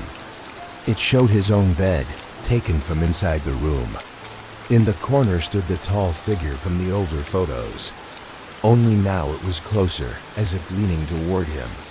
Its face still blurred, but he could see its mouth stretched into a long, impossible smile. They left immediately. Later that week, a park ranger checked the lodge. He found the porch boards split and bowed outward, as though something with enormous weight had dropped from the roof during the night and landed hard. 4. The mine that breathes. The Copper Hollow mine had been sealed more than 50 years earlier after a massive collapse trapped dozens of workers underground. Most bodies were never recovered. Locals said the mine should have been filled with silence. But everyone who lived near the mountain said the opposite. It wasn't silent. It breathed. A tourist named Lucas heard the stories while passing through town. Curious, he hiked up the ridge alone one bright afternoon. But as he neared the entrance, the sky darkened with thick clouds, and a sharp wind cut across the mountain face. The mine entrance sat behind rusted bars bolted into stone. A warning sign dangled from a chain. Danger, unstable, keep out. Lucas stepped closer. Warm air drifted through the bars, brushing his face with the strange heat of human breath. Every few seconds, the bars rattled, as if something inside exhaled a long, deep sigh. Lucas froze. Then he heard the whispers. Not one voice, but dozens, all overlapping, speaking in a language that felt less like words and more like breath shaped into sound. He raised his flashlight and pointed it into the mine. But the light struck something thicker than darkness, like the air itself was solid. The whispers grew louder. Something scraped along the tunnel floor, slow and dragging, like stone against bone. Lucas backed away, but the wind from the mine pulled at him, tugging his clothes, drawing him forward inch by inch. He dropped to his knees and fought against the pull. His flashlight clattered to the ground, flickering wildly. Then a shadow stretched between the bars, long, thin, arm-shaped. It reached farther and farther, its fingers brushing deep grooves into the dirt. Lucas scrambled back, tearing his hands on sharp rocks. The shadow retreated the moment sunlight broke through the clouds. Light rolled down the ridge like a wave, and the darkness inside the mine folded in on itself. Lucas ran. Later, he learned that the men trapped in the collapse were entombed deep inside, their bodies never found. Locals believed the mine didn't breathe because something was alive. It breathed because something was still trying to crawl out. 5. The highway rest stop. Route 77 stretched across long empty miles, the kind of road where you could drive for hours without seeing another car. Off that route sat an old rest stop that most truckers refused to use. They said the place had been spoiled long ago. A new driver named Henry didn't know any of that. Exhausted after 10 hours on the road, he pulled in close to midnight. The parking lot sat in eerie silence, lit only by one flickering bulb above the restroom doors. When Henry stepped out, the air felt warm except for the ground beneath him, which was icy cold, as though the concrete carried winter inside it. Inside the restroom, the lights buzzed weakly. The room smelled damp, like rain-soaked asphalt. Henry splashed water on his face, then looked up. The mirror was fogged over, but the room wasn't humid. A message slowly smeared across the fog from the inside. "You're late." Henry stumbled back, knocking his shoulder on the wall. The fog cleared instantly, as if wiped by invisible fingers. He rushed outside, but before he reached his truck, something skittered across the roof of the building. Quick, sharp steps, like an animal's claws but heavier. He looked up. A figure leaned over the edge of the roof, its head dangling too far forward, neck stretched like soft clay. The figure dropped silently to the ground. Then it stood. It had no face. Just smooth, pale skin where eyes, nose, and mouth should have been. It lifted one hand. The palm was dark and cracked, like old pavement. The air around Henry filled with a dusty, rotting smell, as if the road itself had died. He bolted to his truck. Before he could start the engine, the faceless figure appeared beside the driver's side window, even though he'd never seen it move. It pressed its hand to the glass. Thick black smears pulsed under its palm, moving like oil alive with breath. Henry slammed the gas. He didn't stop driving until sunrise. Hours later, when he finally dared to check the passenger seat, he found a crumbling chunk of cracked asphalt sitting there, wet with something dark. When he reported the incident to a local driver, the man only shook his head. 30 years ago, someone had vanished at that same rest stop. All they ever found was a smear of tar on the pavement that never washed away. Some say the missing man still waits for company. And when you stop there alone, he walks. Some places refuse to stay empty. Some footsteps echo long after the people who made them should have turned to dust. If you've ever crossed paths with something strange on the road, in the woods, or in a forgotten building, tell us where you're listening from in the comments. And don't forget to like and subscribe for more stories from the Black Hour Stories. 3 different people, 3 different places, and one curse that moved like a shadow hunting for a new name to claim. Welcome to the Black Hour Stories. Tonight begins the first of 3 cursed nights. It started with a man who thought a weekend alone in an old cabin would clear his head. He didn't know something already lived there, waiting for someone to hear its name. The cabin sat past a line of black pines, far from the road and even farther from anyone who might hear a scream. Owen liked that. He wanted quiet. He wanted stillness. And when he stepped inside, the place felt exactly that, silent, untouched, almost frozen in time. But the air had a sweet, rotten smell, like wet leaves trapped under something heavy. He told himself old cabins always smelled strange. It didn't matter. He unpacked, made a fire, and tried to enjoy the night. But as the flames rose, the wood hissed like someone whispering through their teeth. He leaned closer, thinking maybe he heard critters trapped in the chimney. Then he heard it more clearly. A breath, a dragging breath, and a soft word that didn't sound like English at all. He backed away. The fire crackled, and the whisper stopped. But the air felt thicker now, as if something unseen shared the room with him. His chest tightened for a moment, the way it does when someone stares at your back. He checked every corner. Nothing moved. Nothing looked out of place. But the smell got stronger, sweet and swollen, like fruit left to rot in the sun. He went to open a window, but the latch stuck. When he pushed harder, the glass shook. Something on the other side tapped back, once, then twice. He froze. The tapping slid across the pane, as if a fingertip traced a line toward the frame. Owen stepped away slowly. When he turned toward the door, he saw something new on the floor beside it, muddy footprints. They led from the outside to the center of the room. But there were no prints leading back out. He hadn't heard anyone come in.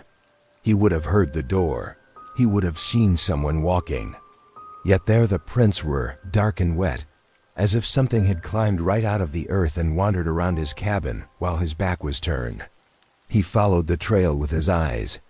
The footprints stopped beside the fire, right where he had heard that whisper. A sudden creak broke the silence. The floorboards behind him dipped, slow and heavy, like someone putting weight on them one step at a time. He didn't turn. He couldn't. He felt warm breath on the back of his neck, damp and uneven, as if whatever stood there had lungs full of mud. He bolted out the front door and ran into the trees. Cold branches slapped his face, but he didn't stop. He didn't even look back. The breath followed him, louder now, ragged and hungry. He reached the small clearing where he'd parked his truck, but when he grabbed the door handle, it felt warm. Too warm for a cold night. He pulled open the door. Inside, on the driver's seat, sat a clump of mud shaped like a handprint. The smell hit him even harder now, thick and syrupy. Something touched the back of his leg. He spun around. Nothing stood there. But the mud on the ground bubbled as if something underneath were shifting. The bubbles burst one by one, releasing a faint whisper. The same word he had heard in the cabin. The same voice. He jumped into the truck, slammed the door, and hit the gas. The tires spun in the wet dirt. The whisper crawled up through the floor, slithering into the pedals and the steering column. He felt it tug at his hands, trying to make him turn around. He forced the wheel straight, yelling, begging the truck to catch traction. Finally, it lurched forward. The whisper followed until he reached the road. Then it stopped. The smell faded. The night felt empty again. Owen didn't go back for his things. He didn't look at the cabin as he drove away. But halfway down the highway, he noticed something strange on the windshield, thin streaks of dirt sliding upward against the wind. He wiped them with the back of his hand. The streaks spread like veins. More of them appeared across the glass, rising toward the roof of the truck. He pressed harder, trying to clear them. The veins pulsed. He hit the brakes. The truck skidded and stalled. The veins pulled tight, and the glass cracked from corner to corner. Something pushed from the outside. Mud squeezed through the crack like a living tongue, dragging itself across the dashboard. He kicked open the door and stumbled out. He watched the mud withdraw, sliding back across the windshield like it was being reeled in by invisible fingers. Then he heard it again. The whisper. But this time it came from the trees along the road. Branches bent as something heavy moved between them. Leaves shook as if a large body brushed through. The whisper turned into a low moan. Then he saw two dark shapes stepping onto the shoulder. Not human, not animal. Tall figures made entirely of dripping earth, their forms shifting with every slow step. Their faces were hollow, but their mouths stretched open as if gasping for breath. The sweet smell rolled out of the woods. It wrapped around him, pulled at him. Owen didn't run. His legs gave out. The ground beneath him softened. Mud covered his shoes, then his ankles. The shapes stepped closer. One reached out with a long dripping arm. The mud around him thickened, rising to his knees. He screamed for help, but the night swallowed it. The figures leaned down, and the whisper filled his ears, deep and warm, like something whispering from inside a grave. Then the road went silent. The next morning, a passing trucker found Owen's vehicle abandoned. The windshield was cracked, and the dashboard was covered in streaks of dried dirt. But Owen was nowhere on the road. They only found his footprints leading into the woods. And next to them, a long trail of something else, as if two large shapes had dragged themselves out of the trees to meet him. Night one ends, but the curse is far from finished. Owen vanished into the woods, and something followed the trail he left behind. Story 2 begins when you're ready. Tell us where you're listening from in the comments, and don't forget to like and subscribe before we dive deeper. Are you ready for the next cursed night? The curse that swallowed Owen didn't stay in the woods. It found another way out, clinging to the next person unlucky enough to touch what he left behind. Welcome back to the Black Hour Stories. This is the second cursed night. It takes place far from the cabin, far from the trees, and nowhere near the road where Owen vanished. But curses don't stay put. They cling, they follow. And sometimes they hitch a ride on things we don't even notice we're carrying. Lena worked the early shift at a small gas station off the highway. She liked the empty mornings, the smell of coffee, and the steady hum of coolers behind her. But the best thing was the lost and found box, filled with random things customers forgot. Gloves, sunglasses, a single boot, and once a wallet full of expired gift cards. She always joked the box had a better social life than she did. That morning, she found something new on the counter when she arrived. A highway worker must have dropped it off overnight, a small plastic bag holding a keyring.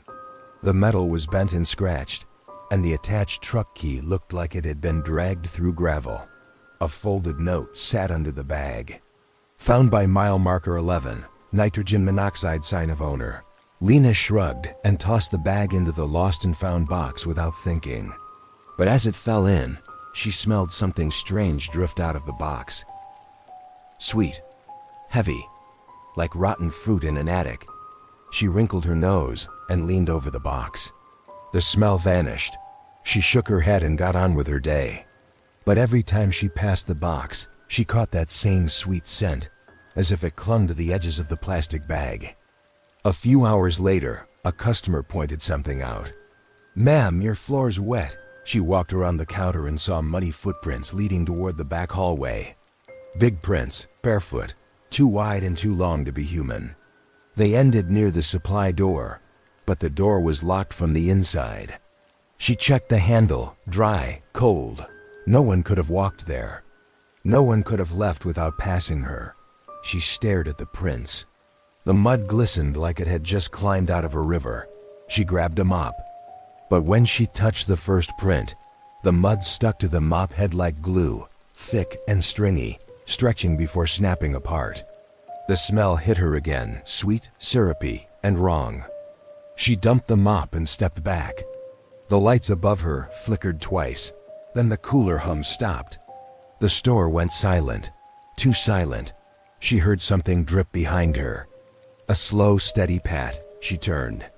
Mud slid down the wall near the lost and found box. It oozed from the top edge, running in long lines toward the floor. Lena stepped closer.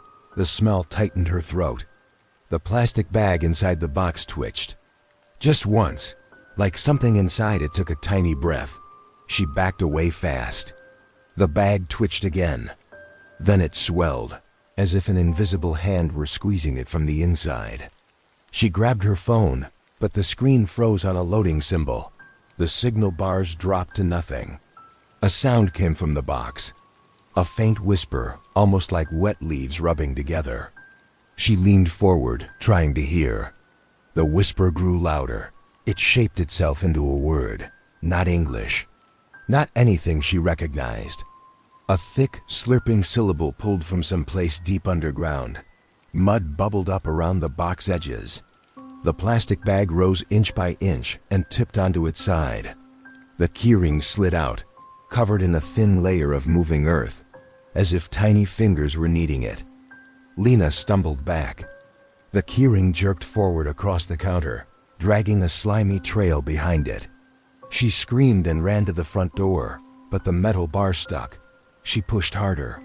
The bar groaned but didn't move. Behind her, she heard the lost and found box hit the floor. The contents scattered. Something heavy crawled out. She didn't turn around. She slammed her shoulder into the door. The frame rattled. The lights flickered. The whisper grew louder, now mixed with a wet, ragged breath. The door gave way. She ran into the parking lot, slipping on gravel. When she turned back, she saw the mud pushing under the door, seeping through the cracks like a swarm of black worms. It spread across the concrete, gathering into two slow-rising shapes. Her engine coughed as she tried to start her car. She slammed the key again. The engine caught. But before she could shift into drive, a shape emerged from the store doorway, a tall, dripping figure, its head tilted to one side. Mud poured from its mouth.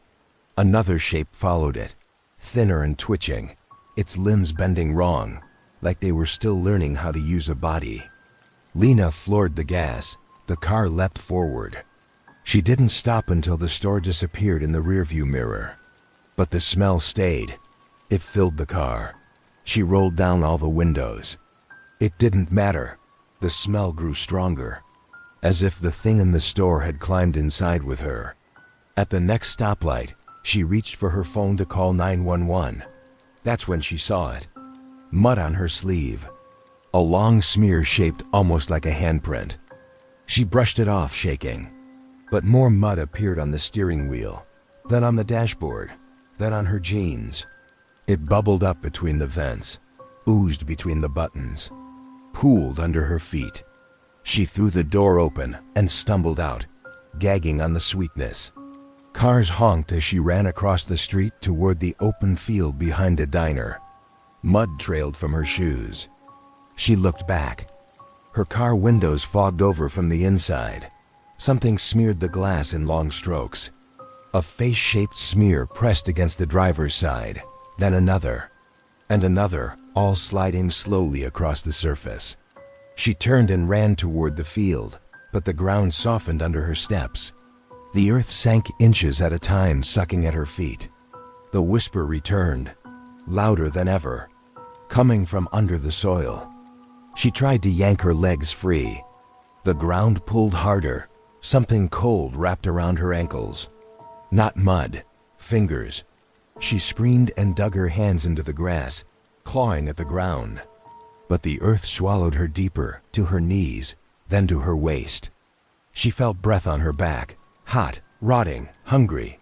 The last thing she saw before the ground claimed her was the abandoned gas station Keyring sitting above the soil, perfectly clean, as if placed there on purpose.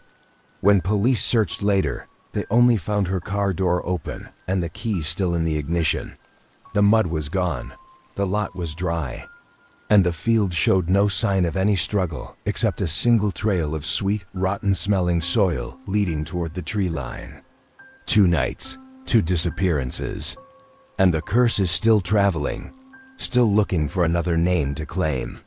When you're ready for story 3, say continue. Tell us where you're listening from in the comments. And make sure to like and subscribe so you don't miss the final night. The curse that took Owen and Lena didn't spread by distance, it spread by touch. Now it has reached its final night, searching for someone new to claim. Welcome back to the Black Hour Stories. Tonight is the 3rd and final cursed night. By now, the thing crawling out of the mud has a path, a hunger, and a name that no human throat can truly repeat. And it has found someone who unknowingly brought the curse home with her. Kayla worked nights at a small roadside motel. Mostly she checked guests in, cleaned the lobby, and listened to the highway hum outside like a long metal river that never slept. It wasn't exciting, but she liked the quiet. She liked the rhythm. She liked knowing nothing strange ever happened there. That changed the night she found a small cardboard box on the lobby counter. No address. No shipping label. No note, just a box, damp on the bottom like it had been set down in a puddle. She asked her coworker about it during shift change. They hadn't seen it. They shrugged and left for the night. Kayla eyed the box for a long time. Something about it pulled her attention, like a soft voice trying to whisper from inside it. When she finally opened it, she found a metal keyring, bent, scratched, caked in thin flakes of dried dirt. A truck key dangled from it. She didn't know it was the same key that had passed through Owen's truck and then Lena's gas station. She picked it up. The moment her fingers touched the metal, she smelled something sweet behind her. The smell of fruit left too long in the heat. She set the keyring down fast and wiped her hands on her jeans. But the smell didn't go away. She walked into the lobby bathroom to wash her hands, but when she turned on the light, she saw muddy blotches on her wrist. They weren't there a second before. They looked like fingerprints, large, spread out, not quite human. She scrubbed them until her skin burned. They faded but didn't disappear. Each print left behind a faint outline, like someone had pressed into her from the inside. Back in the lobby, she found something new on the floor-wet mud leading from the counter to the hallway. Not footprints. More like long dragging marks, as if something heavy pulled itself across the carpet. She followed the trail, trembling. The mud got thicker, darker, almost black. It led to room 6, one of the unoccupied units. She put her hand on the doorknob, Cold, too cold. Her breath fogged as she turned it. Inside, the room was dark. The smell was overwhelming now. Sweet, rotten, blooming like a dead orchard. Something shifted in the corner. A shape, bulky, rising slowly. Kayla backed out and slammed the door. The mud under the doorframe pulsed once like a heartbeat. She didn't wait. She ran to the office to call the police. But when she picked up the phone, the line was dead. Every button made the same soft buzzing sound, low and wet, like mud bubbling. Her cell phone wouldn't turn on. The screen flickered white, dimmed, then went dark. She held the power button until her nails dug into the case. Nothing. A soft thud came from the hallway. Then another. She turned and saw the lights flicker overhead. A shadow stretched across the floor, wide at the top, narrowing into long dragging shapes behind it. The shadow crawled toward her before she saw the thing casting it. Kayla ran out the back door into the cold night. The highway roared nearby. She sprinted across the lot toward the storage shed near the tree line. Her breath came in sharp bursts. The smell followed her, drifting on the wind, even outside. She fumbled with the shed door. The lock stuck. She shook it hard. It popped open just as something heavy hit the ground behind her. She dove inside and shut the door, pressing her back against it. The shed was dark except for the faint glow from a street lamp outside. Dust hung in the air. Old tools lined the walls. She held her breath, listening. Silence. Then the dirt under the door shifted. Slow, scraping. Something thick pushed through the crack, black and sticky. The mud forced its way inside, spreading across the floor like a living puddle. It rose in small mounds as if fingers pressed up from below. The whisper filled the shed. The same word Owen heard. The same word Lena heard. A name dragged out in a breath that shook the walls. Kayla grabbed a metal rake from the corner, her hands shaking. She swung at the mud. The rake sank in like she'd hit a bag of wet clay. The mud shuddered but didn't break. It only grew. Two shapes rose from the mass. Tall, twisted figures with bodies that dripped like melting statues, their faces hollow. Their mouths stretched into wide, empty openings. Kayla backed into the far wall. The mud spread, reaching her shoes. She felt it rise around her ankles, warm and heavy. She screamed and shoved herself upward, climbing onto an old shelf. The figures reached for her, long arms dragging behind them, leaving trails of thick earth. The whisper vibrated through the shed walls. The light flickered outside as if the whole world were holding its breath. She saw the keyring sitting in the corner, clean now, not a speck of dirt on it, gleaming like something new. She understood. The curse wasn't chasing people. It was traveling through objects, through things that touched its victims. It wanted hands. It wanted skin. It wanted to be carried to the next person. She grabbed the keyring and hurled it through the small window. The glass shattered. The keyring flew into the trees. The whisper stopped.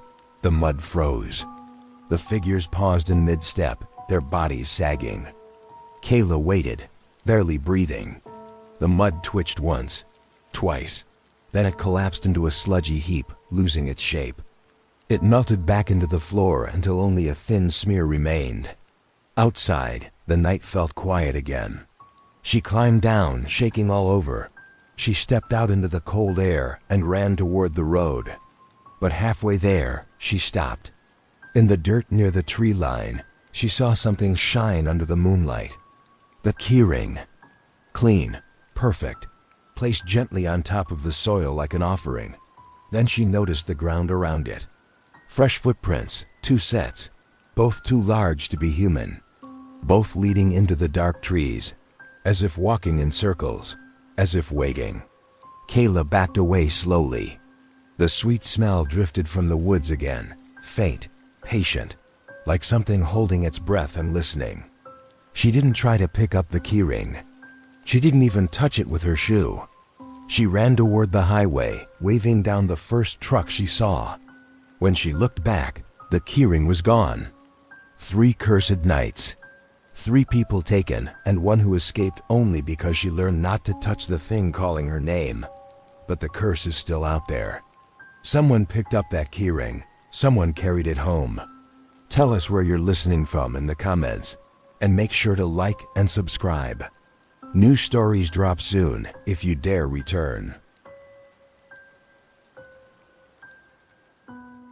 This is the story of a very specific ghost, an entity that followed a chilling, unwavering rule. It only ever knocked on Wednesdays. Welcome to the Black Hour Stories. Tonight, we're looking at a case where the horror wasn't random. It was scheduled. For years, a man named Michael endured a haunting that began the same way, on the same day, every single week. And the price of answering the door was far worse than the fear of ignoring it. Listen close, because sometimes, knowing when the monster is coming doesn't help you at all. Story Michael first heard it a few weeks after moving into the old farmhouse. It was a cold, rainy November, and the house creaked like an old ship. He was in the kitchen around 9 o'clock, drinking coffee and trying to ignore the draft coming from the back door. That's when it started. Knock, knock, knock. 3 hard, solid hits right on the wood of the back door. Michael froze. He wasn't expecting anyone. The nearest neighbor was a mile away. He walked quietly down the hall, past the dark laundry room. He paused near the door. He could hear the wind outside and the faint, low sound of the old house settling. He told himself it was just a branch hitting the glass. Knock, knock, knock. This time it was louder, sharper, impatient. The sound made the flimsy door rattle slightly in its frame. Michael looked through the small, dirty window pane next to the knob, but he saw nothing but darkness and rain. "Who is it?" he called out. His voice felt too loud in the silent house. There was no answer, just the sound of the storm. He waited 5 long minutes. Nothing. He went back to the kitchen, feeling a chill that had nothing to do with the weather. He marked it up to kids playing a prank, or maybe a deer. He forgot about it until the next week. The next Wednesday, the rain had stopped, but the air was bitter cold. Michael was sitting on his couch watching TV. The time was exactly 9:07 p.m. Knock, knock, knock. The sound came from the front door this time, right under the porch light. He switched off the TV instantly. He could see the light from the front window, and if anyone was standing on the porch, he should see a shadow, or at least the outline of boots. He saw nothing. He walked to the door, careful not to make a sound on the hardwood floor. He pulled back the peephole cover. The light on the porch was bright, shining on the wet floorboards, but the porch was empty, completely empty. He even pushed aside the curtain on the window. Nothing. Yet, just as he was about to step away, it came again. Knock, knock. It sounded like someone was hitting the door with the heel of their hand, right next to his head. Michael jumped back, his heart pounding hard in his chest. This was not a branch. This was not a kid. The knocks were too specific, too close. He pressed his back against the wall, breathing fast. He didn't move until 10 o'clock, the silence broken only by the clock ticking in the dining room. That night, he felt a fear he hadn't known before. A fear that felt planned.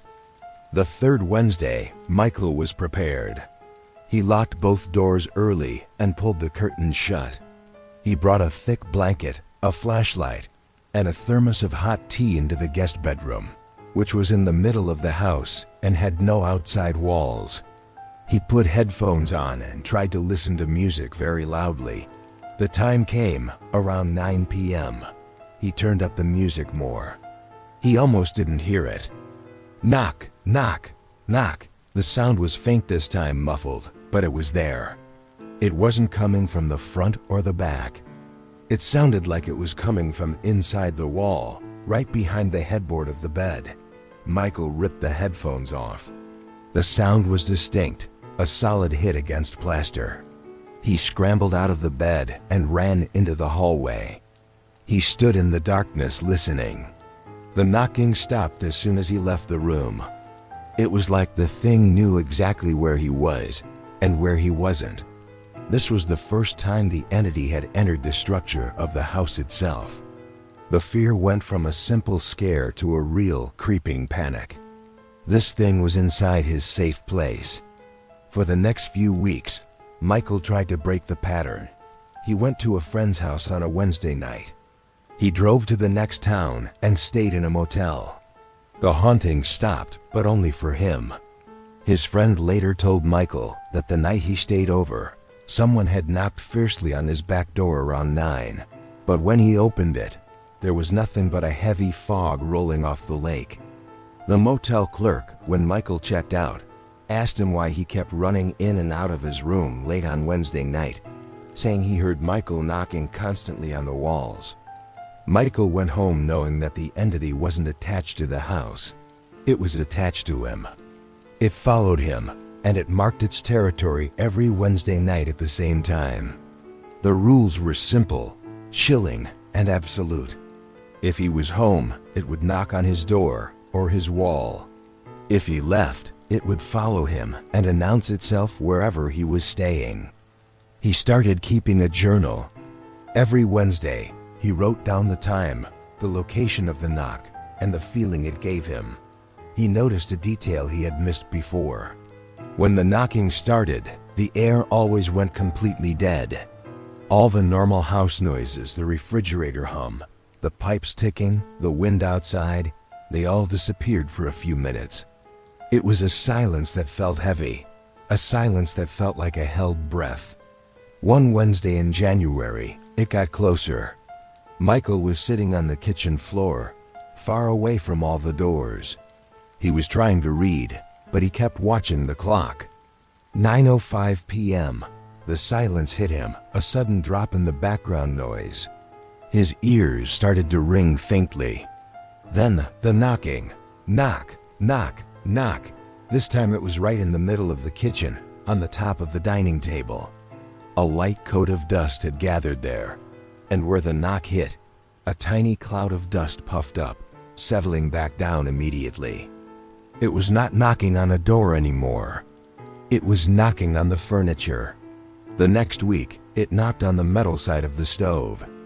The week after that, it knocked on the glass of a picture frame on the mantelpiece.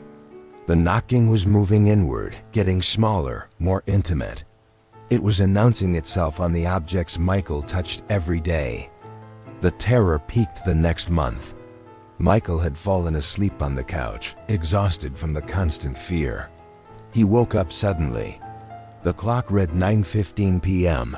He must have slept through the usual starting time. The room was dark, but he could feel the dead silence. He lay still, listening. He waited 5 minutes, then 10. Maybe it had missed him.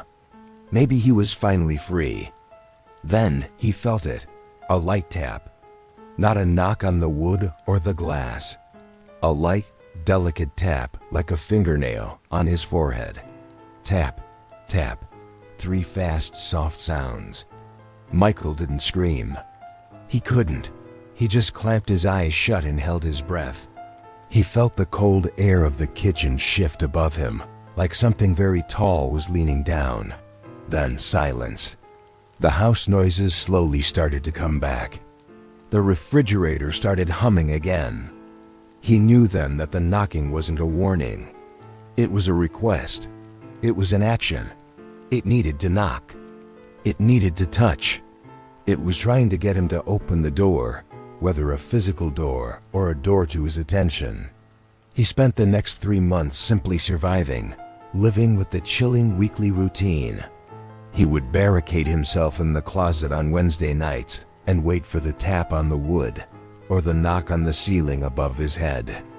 One week, Michael was cleaning out the small utility closet under the stairs. He found a very old, small book tucked into the corner of a shelf. It was bound in rough brown leather, and the pages were stained yellow. The text was handwritten and hard to read. It seemed to be a series of diary entries from the 1920s. The person writing the entries was a woman who lived in the farmhouse, and her first entry about the phenomena was dated on a Wednesday. She wrote about a specific sound, a triple announcement. She wrote that her husband had disappeared after opening the back door on a Wednesday night when he heard the 3 knocks. She warned herself in shaky cursive to never answer the knock. Michael finally understood. The entity was demanding entrance, and if he answered, if he let it in, he would be gone too. This was the entity's twisted routine, its way of feeding. It was a rule, not a choice. He decided he had to leave the house, the county, maybe the whole state. The next Wednesday was his last night there. He had packed his car and was only waiting until morning to drive away for good. He was standing in the empty living room, looking out the front window at the streetlights. The house was cold and empty.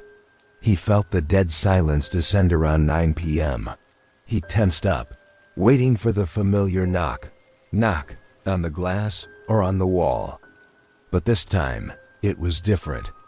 It didn't come from the door, or the floor, or the ceiling. It came from right behind him in the empty hallway. And it wasn't a knock, it was a scrape. A sound like dry, dead fingers being drawn slowly down the length of the wallpaper. Scrape, scrape, scrape. Michael stood absolutely still, unable to move. The scraping stopped right next to his back, so close he could feel the disturbed air on the back of his neck. Then, a dry, low whisper right in his ear, like old leaves rubbing together. The whisper only spoke one word. You ... That was the last time the entity followed the old rules. It had escalated. It wasn't asking anymore. It was claiming. Michael ran out of the house and never looked back, leaving his things, his memories, and the old house to the thing that kept its schedule. Michael lives somewhere else now, but he still says he can feel it sometimes, a faint, rhythmic pressure on his chest every Wednesday night. The fear is that the entity's power is tied to the rules it enforces, and once it breaks its own rules, there is no stopping it from finding you. Tell us where you're listening from in the comments. And if you enjoyed this story, be sure to like and subscribe for more Black Hour terror. They say you should never buy a piece of land that feels too cheap. And this is the true story of a family who found out exactly why they're perfect. Lot came with a terrifying secret underneath the foundation. Welcome back to the Black Hour Stories. When the Miller family bought their dream lot outside of town, they knew the soil was strange, always a little loose, always damp, but they never guessed that the earth itself was struggling to hold down what lay beneath. Tonight, we tell the story of a house built directly over a forgotten graveyard, and the terrible physical consequences when the dead decide to rise up and reclaim their space. Story: the Miller family, George, Sarah, and their 2 small boys, moved into their new custom-built house in the summer. It was a beautiful place, open and airy, surrounded by thick woods. But from day one, something was wrong with the land. The grass they planted wouldn't take hold. It kept turning yellow, dying in patchy circles no matter how much they watered it. The earth around the foundation was always soft and yielding, like wet sand, even during dry weeks. George complained to the builder, who just shrugged and said it was probably bad topsoil, typical for the area. But it was more than bad soil. Within a month, strange smells started coming up from the basement. It wasn't the smell of mildew or typical dampness. It was a thick, sweet odor, like too much perfume mixed with something bitter and earthy. It made the boys cough, and Sarah had to burn candles constantly just to mask the scent. George went down to the basement, expecting to find a burst pipe or some stagnant water, but the space was dry. The concrete slab foundation looked solid, but he noticed a constant, fine powder of dirt that seemed to gather in the corners, no matter how many times he swept it up. It was like dust was leaking up through the floor. One night, the first truly unsettling thing happened. The family was asleep when a loud, wet thump came from the boys' bedroom on the second floor, George ran up the stairs. He found his oldest son, 6-year-old Toby, screaming and pointing at the rug. Right in the middle of the expensive cream-colored carpet, a huge, dark, muddy stain had appeared. It looked like someone had thrown a bucket of rich, black soil onto the floor. There was no ceiling damage, no open window, and the stain was ice-cold to the touch. It had appeared instantly, like a dark bruise spreading across the fabric. Sarah tried everything to clean it, scrubbing and scrubbing until her hands were raw, but the mud seemed to be ingrained in the fibers. It was the first sign that the earth beneath the house was trying to push its way inside. The next few weeks, the phenomena escalated. The sweet, bitter smell in the basement got stronger, and the fine dust George kept sweeping up started to gather into small, cone-shaped piles. It looked like tiny volcanic mounds of dirt rising from the edges of the concrete floor. George poured cement patch over them, but the next day, the dirt piles would simply break through the new layer and start forming again. It was a relentless, silent invasion from below. George finally called a local historian, an older woman who specialized in old maps. He told her about the strange soil and the smells. She sounded cautious on the phone. She told him that she'd heard a story about that exact plot of land. It wasn't a farm, and it wasn't a forest. It had been a small, private burial ground for a very poor settlement in the late 1700s, and it was never officially mapped or moved.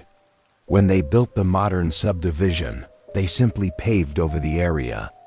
The historian said they probably built the Miller house right on top of the graves. This information chilled George to the bone. He told Sarah, and they both looked at their beautiful new home with absolute dread. They were living in a house built on top of dead people, and those dead people were starting to fight back. The physical effects became impossible to ignore. The house itself started to shift. Cracks appeared in the plaster walls, zigzagging across the ceilings like lightning strikes. The floorboards in the dining room began to buckle, rising up in the center as if something underneath was pressing against them. When George tried to walk across that area, it felt hollow, and sometimes he would hear a faint, scraping sound from below, like stone on stone. One evening, Sarah was putting the boys to bed. As she tucked the younger one in, she noticed something odd about the bedside table. It looked like it was growing. At first, she thought it was the lighting, but she moved closer. The solid oak leg of the table was covered in a thin, moist layer of black fungus and tiny, pale white roots that were actually growing right into the wood. The moisture seemed to be seeping up from the floor and feeding this awful growth. When she touched it, the fungus felt cold and strangely brittle, like dead skin. She called George up, and he tried to scrub the growth off, but it wouldn't move. He had to take a small knife and scrape the fungus away, and underneath, the beautiful oak wood was stained black and soft with rot. They realized that whatever was down there in the earth was bringing up more than just dirt and smell. It was bringing up rot and decay, using the very structure of their home as a path. The worst part of the haunting wasn't the noises or the cold. It was the feeling of being suffocated by the land. They couldn't open the windows because the sweet, cloying smell from the soil outside was overwhelming. The air inside the house became thick and heavy, like breathing through wet dirt. The children began to get sick, developing coughs that wouldn't go away and pale, lifeless skin. The doctor said it was just a virus, but George and Sarah knew it was the house poisoning them. They called an excavator, a man with heavy equipment, to dig around the foundation and see what was causing the extreme settling. George didn't tell the man about the old cemetery, only that he suspected a water issue. The excavator started work on a sunny Tuesday morning, digging a deep trench along the back wall. George watched from the kitchen window. The excavator pulled up a lot of dark, rich soil, then hit something hard. The man got out of the cab, scratching his head. He dug around the object with a small spade. he found a large, perfectly smooth piece of granite, too shaped to be a natural rock. As George walked out to the trench, the excavator turned over the granite slab. Underneath, there was a cavity, a space beneath the earth that was dry and surprisingly clean. George looked down into the dark opening. It was a primitive vault, and inside lay the dark, skeletal remains of a small body, probably a child, perfectly preserved in the dry soil. Next to the remains lay a small wooden cross, its wood blackened and nearly dust. Just as George stared, horrified, the excavator's machine roared suddenly to life by itself. The huge bucket, dangling on the arm, swung violently inward and hit the side of the trench with a deafening crash. The sound caused the whole area to shake. George felt the ground under his feet give way. A section of the trench wall collapsed, covering the vault and the remains in a rush of dirt and loose stones. The excavator tried to stop the machine, which was shaking and vibrating like crazy, but the controls seemed frozen. Then, the bucket arm swung again, this time hitting the foundation of the house itself. The concrete groaned and cracked. George didn't wait. He ran back into the house and grabbed Sarah and the boys. He didn't take a single possession, not even his wallet. As they sprinted down the driveway, he looked back. The excavator was still running wild, smashing the foundation and digging into the very earth it was supposed to examine. The sound of cracking wood and shattering cement filled the air. As they drove away, they saw the result of the land finally fighting back. The house wasn't just damaged. The center of the house, where the living room and dining room floorboards had buckled, was collapsing inward. The house was settling down, sinking into the soft earth, being swallowed by the old cemetery underneath. The land was reclaiming the space and taking the structure with it. They never went back. The bank eventually foreclosed, but nobody would buy the lot, not after the official reports mentioned the extreme, unnatural settling and the presence of unmarked graves. The last George heard, the house was a rotting, collapsed ruin, sinking deeper every year into the soft, unmapped dirt of the forgotten burial ground. The earth has a long memory, and sometimes the foundation of your home is just a thin layer of concrete over a history that desperately wants to be unearthed. Tell us where you're listening from in the comments. And if you dare to hear more tales of the paranormal, be sure to like and subscribe to the Black Hour Stories.